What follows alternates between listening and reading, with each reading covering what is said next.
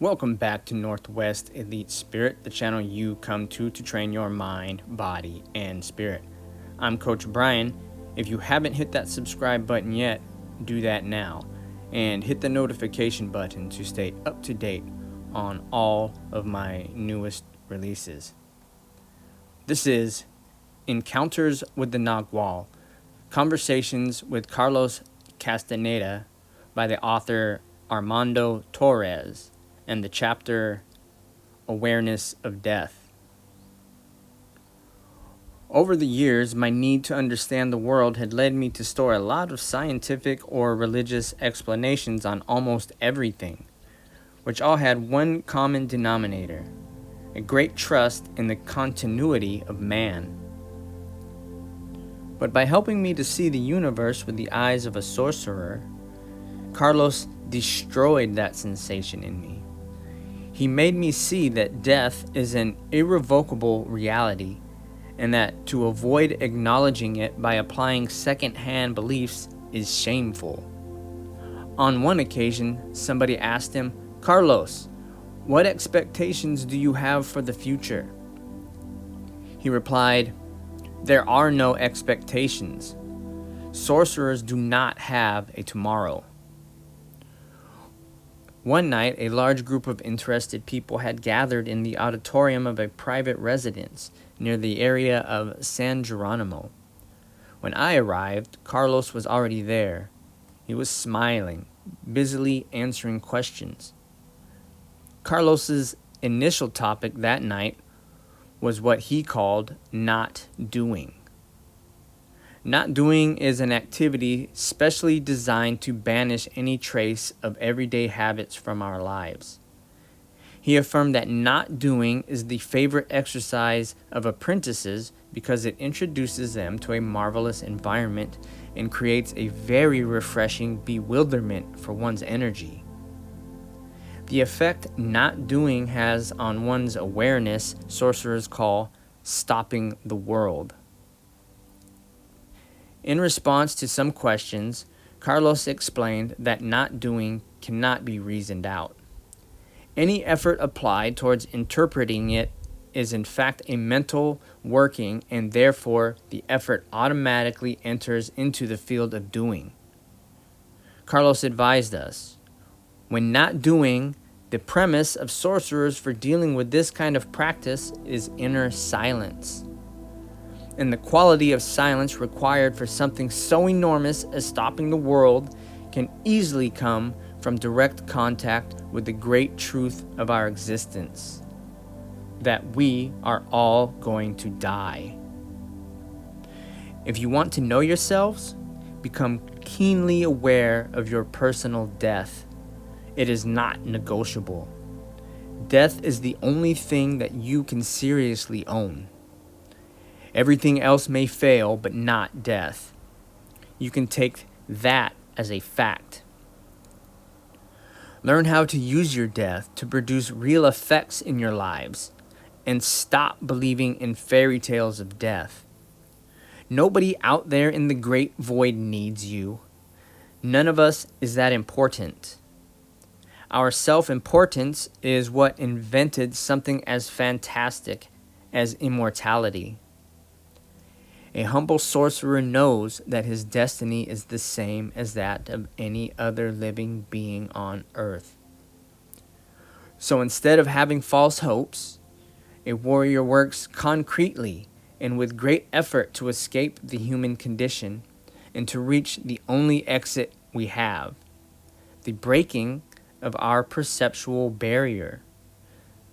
While you listen to death's advice, make yourself responsible for your life and for the totality of your actions.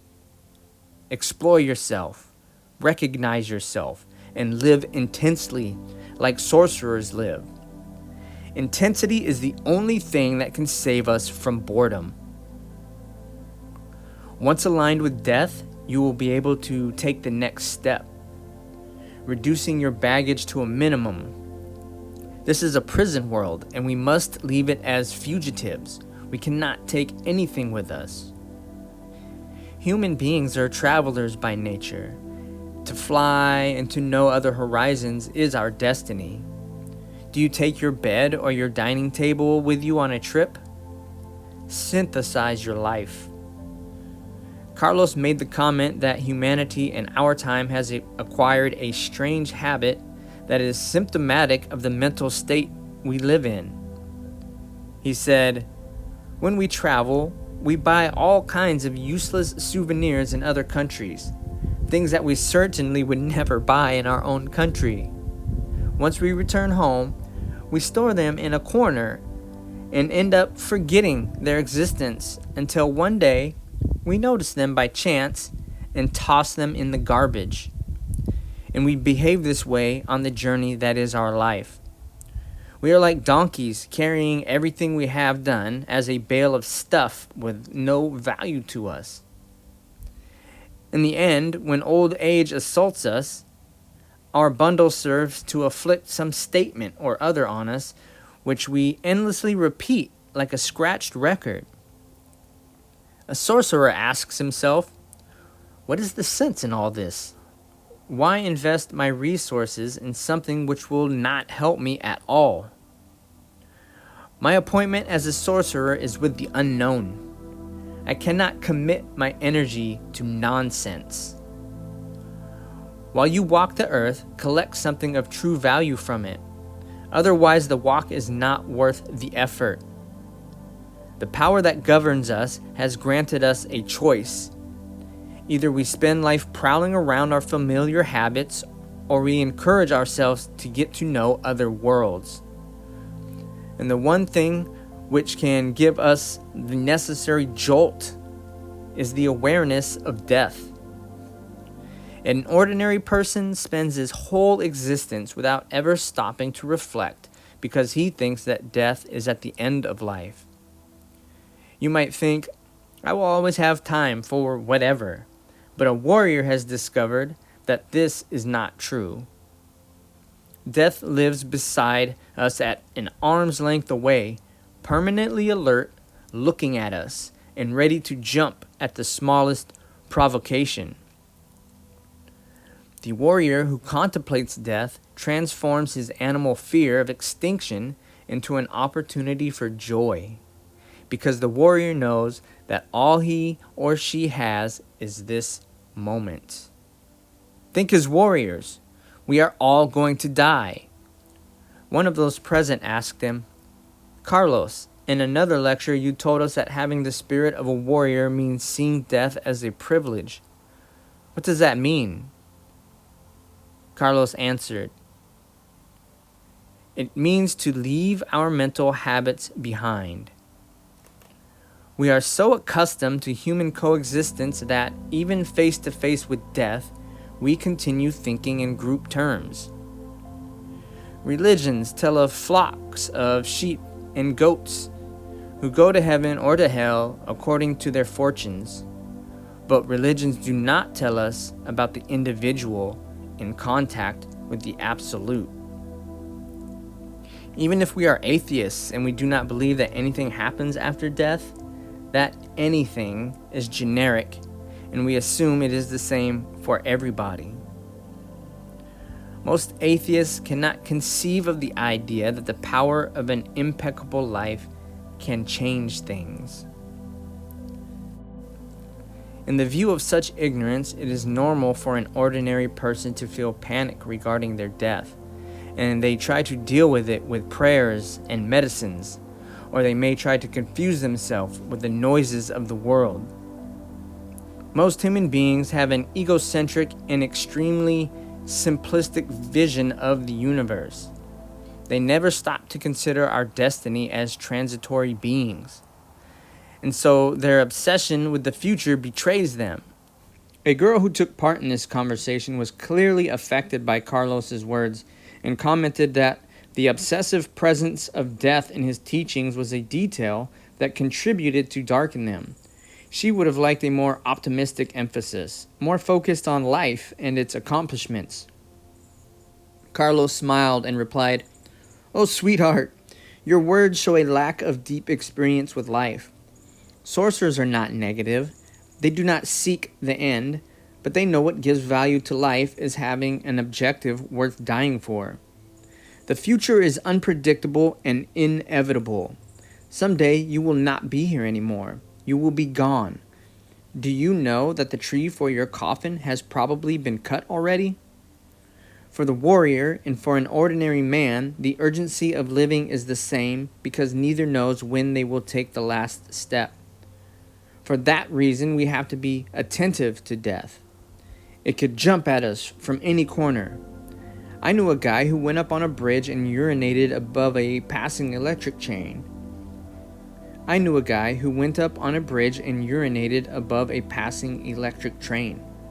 urine touched the high voltage cables, which gave him an electrical shock and burned him to cinders on the spot.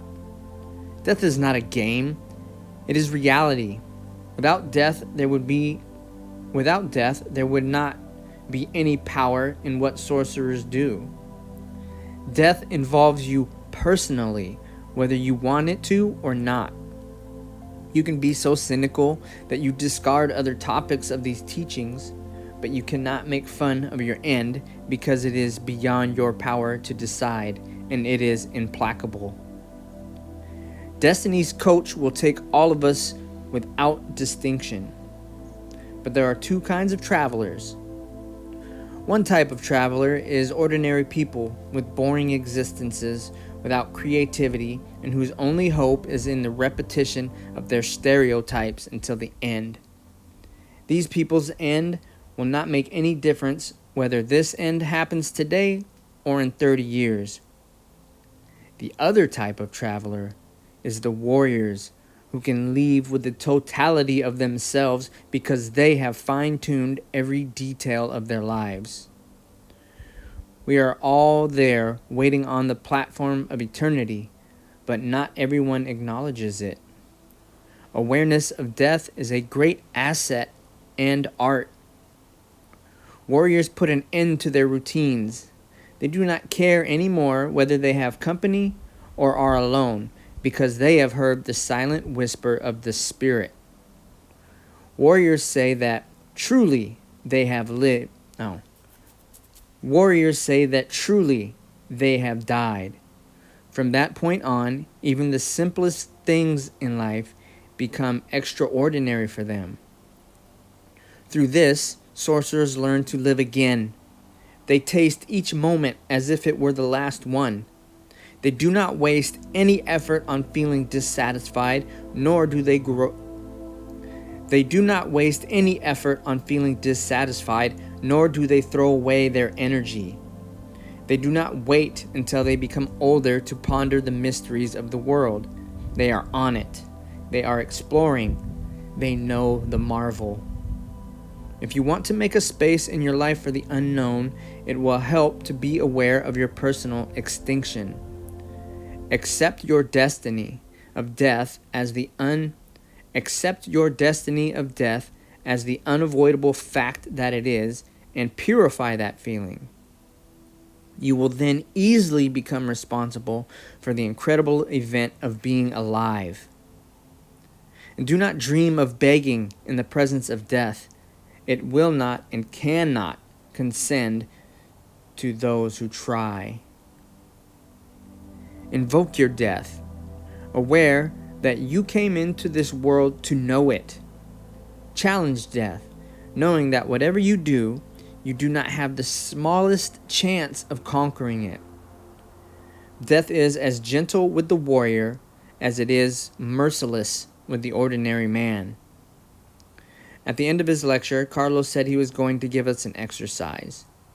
He said, "This exercise concerns an inventory of your loved ones and everybody who concerns you. Once you have classified them according to the degree of feeling that you have for each, you will take them, one by one, and pass them through death." A murmur of consternation rippled through the listeners. Making a soothing gesture, Carlos added, "Do not get scared. There is nothing macabre about death. What is macabre is that we cannot face it with deliberation. If you are inclined to believe in ghosts, you should do this exercise at midnight if that helps loosen the fixation of your assemblage point. It is very simple. You will evoke your dear beings through to their inevitable end. Do not think about how or when they will die. Simply make yourself aware that someday they will not be there anymore. You know that eventually, one by one, they will leave. And who knows in what order. It does not matter what you try to do to avoid it. When evoking them in this exercise, you will not harm them. On the contrary, you will be seeing them in the appropriate perspective. A focal point of death is momentous and can restore true value to your life. Once again, I'm Coach Brian with Northwest Elite Spirit, the channel you come to train your mind, body, and spirit. If you haven't hit the subscribe button yet, do that now and ring that notification bell to stay up to date on all my new releases. This has been Encounters with the Nagual, Conversations with Carlos Castaneda by Armando Torres from the chapter Awareness of Death. If you find this content interesting, give it a like and share your thoughts below. Share this video with like-minded individuals, and as always, practice. Thank you.